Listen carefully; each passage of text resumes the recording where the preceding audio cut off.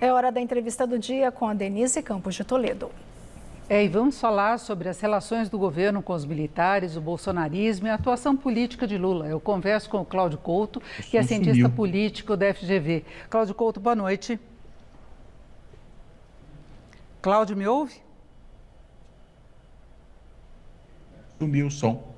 Ele não está me ouvindo, nós estávamos conversando antes, ele estava sem problema, vamos ver se nós conseguimos fazer a ligação novamente para ele, para falar exatamente da reunião que houve hoje entre Lula e os militares, as Forças Armadas lá em Brasília.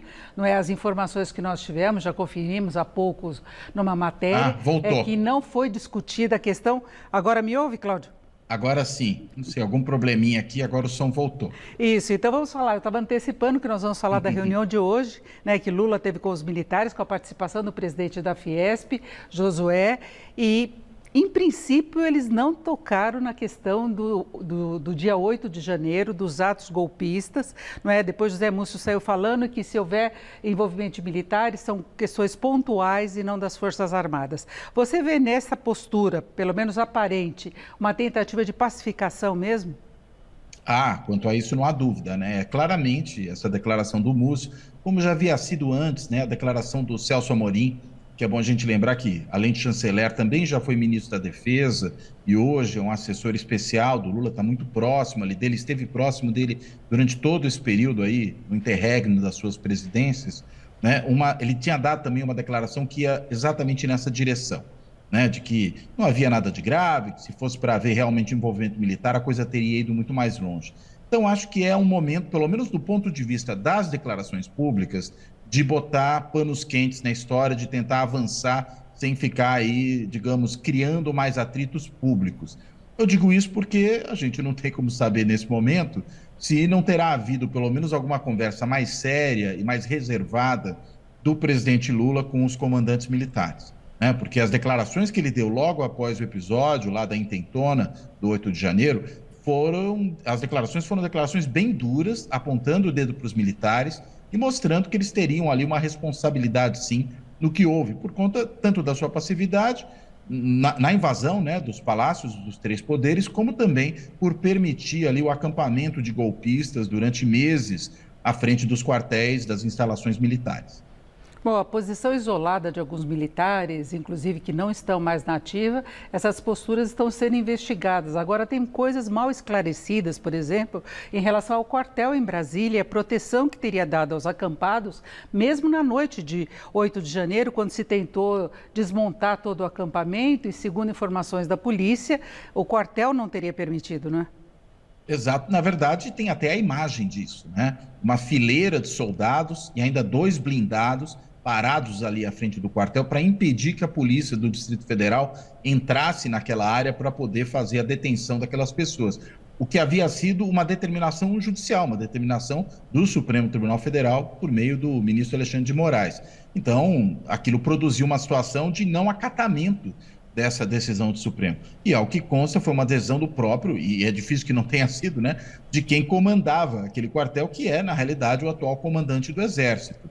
Então, é uma situação realmente estranha, para dizer o mínimo, uma situação que precisa ser, de alguma forma, acertada, e a gente sabe que durante essa noite em que havia esse impedimento da polícia cumprir a ordem de prisão dada aos golpistas que estavam ali acampados, muitos golpistas que são familiares de militares, até talvez alguns militares da ativa e não só da reserva, mas em trajes civis que pudessem porventura estar ali, se evadiram, né? Tanto que a gente não viu praticamente ninguém exatamente com esses laços sendo preso. Há uma outra exceção, até hoje saiu a notícia de uma aluna de medicina aqui da USP que é filha de militar, né? Um pai já falecido, um general que faleceu, mas que está presa lá, né? Mas eu diria, talvez o caso pontual, o único que apareceu até agora de um parente de militar preso nessa situação.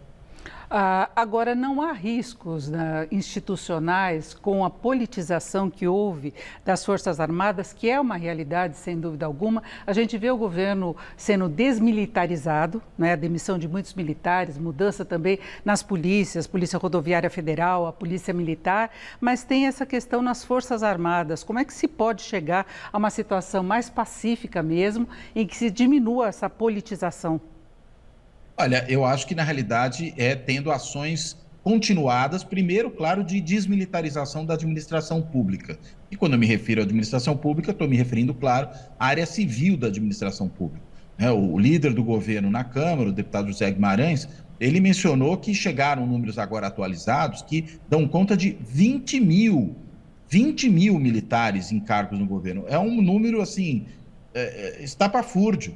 8 mil, que era o número que já havia antes, ou mesmo 6 mil, que era um número um pouco mais antigo, já era coisa demais. Agora, 20 mil é realmente algo completamente exorbitante. E é claro que a gente está falando de muita gente em cargos civis. Em algumas áreas isso ficou mais claro, a gente viu, por exemplo, a gestão do general Pazuello e uma série de outros militares que o acompanharam no Ministério da Saúde, justamente no pior momento da pandemia. Vimos militares também na área de meio ambiente, na área indígena, né? Ou seja, houve ali uma ocupação geral. O próprio José Guimarães fala que os 4 andares do Palácio do Planalto você não encontrava servidor civil, só tinha servidor militar herdado do governo anterior.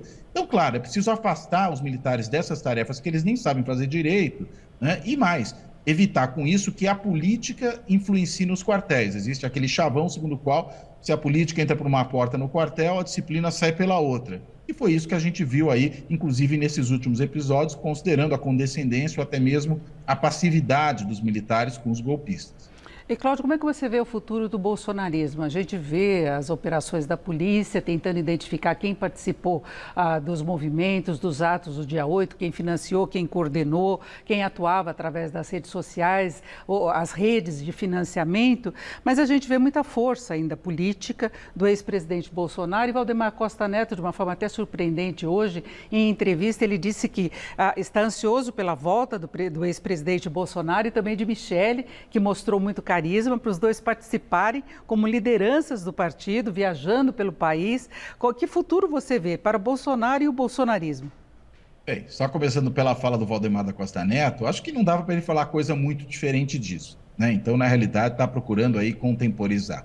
Agora, o Bolsonaro se vê numa enrascada, né? Há uma série de investigações que acabam chegando a ele, chegam a muitos dos seus aliados, inclusive investigações agora no âmbito eleitoral que podem torná-lo inelegível, e hoje ainda apareceu essa notícia, uma bombástica, né, dessa questão dos gastos do cartão corporativo com saque em dinheiro sendo usado num esquema parecido com o da rachadinha da família Bolsonaro nos legislativos. Então, se isso se confirma, a gente tem aí uma inviabilização da figura política do Bolsonaro, até porque pode ser uma inviabilização que se dê por via judicial. Eu acho que esse é o grande risco. Agora, é alguém que teve quase metade dos votos válidos no segundo turno da última eleição, mobilizou muita gente. Mesmo esses atos golpistas, a gente vê que mostram uma grande capacidade de mobilização, radicalizou, inclusive, uma parcela grande da sociedade brasileira. Não é um movimento que vai deixar de existir porque o seu líder se torna eleitoralmente inviável.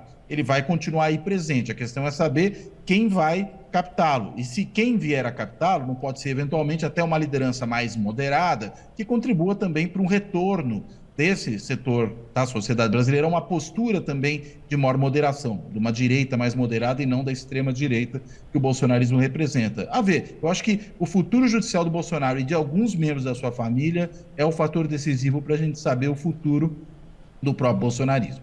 Mas Valdemar Costa Neto chegou a dizer que Bolsonaro tinha implicação zero com os atos do último dia 8 e que a responsabilidade era do atual governo, que ele deveria ter comandado as forças de segurança.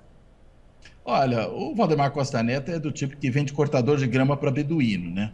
Então, esse tipo de fala dele, acho que é uma tentativa realmente de acabar limpando um pouco a barra do presidente, inclusive porque isso pode repercutir sobre o seu partido. Veja, a solidariedade do partido ao Bolsonaro no questionamento dos resultados da eleição já custou caro, e literalmente caro, né? São 23 milhões de reais que o partido perdeu do fundo partidário por conta dessa situação, né? Porque vai ter que pagar isso de multa em função de uma litigância de má-fé na ação que moveu junto ao TSE. Então, é realmente uma situação complicada. O Bolsonaro acaba produzindo respingos que prejudicam o partido, né? Mas o partido também não pode desguarnecê-lo, abandoná-lo, jogá-lo ao mar nesse momento. Então, eu acho que o Valdemar da Costa Neto está fazendo agora é, de alguma forma, tentar calibrar a situação, tentar dizer que ainda está com o Bolsonaro, mas, ao mesmo tempo, se o Bolsonaro se inviabilizar, o partido segue sem ele, mas ele não pode dizer isso nesse momento, não seria inteligente politicamente da parte dele, e o Valdemar da Costa Neto certamente é um político muito hábil, muito ardiloso.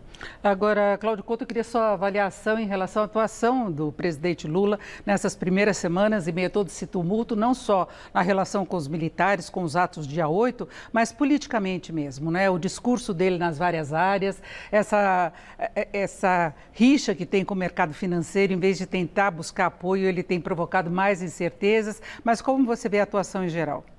Eu acho que tem campos diferentes. Na relação com o mercado financeiro e com o mercado, de um modo geral, acho que tem sido uma relação mais tumultuada do que precisaria ser, né? Não estou conseguindo entender muito qual é a razão do presidente Lula dar tantas declarações que produzem frisson, produzem tumulto no mercado, enquanto o seu próprio ministro da Fazenda, alguém da confiança dele, o Fernando Haddad, dá declarações que vão num sentido muito diferente, né? No sentido de ter uma postura mais moderada, mais cautelosa, de preocupação com a área fiscal, né? Acho que são conflitantes. Não sei se estão fazendo aí um jogo combinado, né, de o Lula falar talvez mais para a militância do partido, da militância de esquerda, enquanto o Haddad é quem dá o recado real para o mercado. Mas o fato é, isso produz muito ruído. Então, acho que essa é uma área ainda tumultuada, mais do ponto de vista do discurso do que das ações, porque a gente nem teve tempo ainda de ver ações concretas do governo. Cláudio Couto, nós temos que encerrar já. Opa, eu agradeço muito a sua participação. Cláudio Couto, que é cientista político da FGV